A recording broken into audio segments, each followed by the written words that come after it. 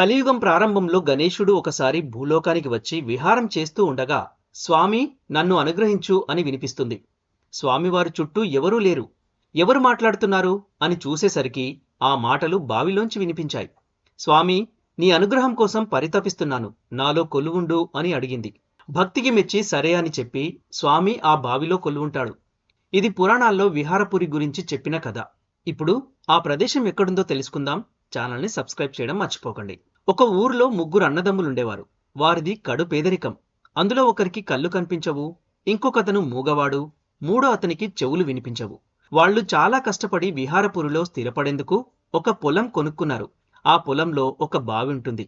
ఆ బావే గతంలో గణేశుడు కొలువైన బావి అన్నమాట. అయితే ఆ ముగ్గురు అన్నదమ్ములు ఎంతో కష్టపడి పొలాన్ని దున్ని విత్తనాలు నాటుతారు. పొలంలో మొక్కలు మొలకెత్తుతాయి. వాళ్ళు ఎంతో సంతోషిస్తారు. కానీ కొన్నాళ్లకే ఆ ప్రాంతంలో కరువు వచ్చి నీటి ఎద్దడి ఏర్పడి నీళ్లు లేక పంటలు ఎండిపోవడం మొదలవుతుంది.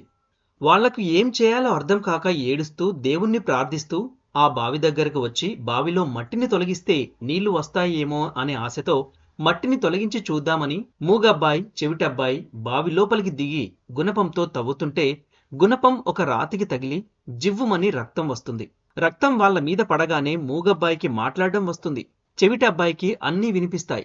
మూడో అబ్బాయికి కంటి చూపు వస్తుంది. వారు ఎంతో సంతోషిస్తారు. ఈ విషయం గ్రామమంతా తెలుస్తుంది. ఆ నోటా ఈ నోటా పాకి ఆ గ్రామపు రాజుకు కూడా తెలుస్తుంది. అది విని ఆ ప్రాంతపు రాజు, ఆయన పరివారం, గ్రామస్తులందరూ వచ్చి ఆ రక్తం తగ్గడం కోసం కొబ్బరికాయలు కొట్టి ఆ నీటితో అభిషేకం చేయడం ప్రారంభించేసరికి ఆ నీరు ఎకరం పైగా పారి అది కాణిపారకం అయింది. కాని అంటే దాదాపు 1.3 ఎకరాలు అన్న అర్థం. అలా విహారపురి కాణిపాకం అయింది.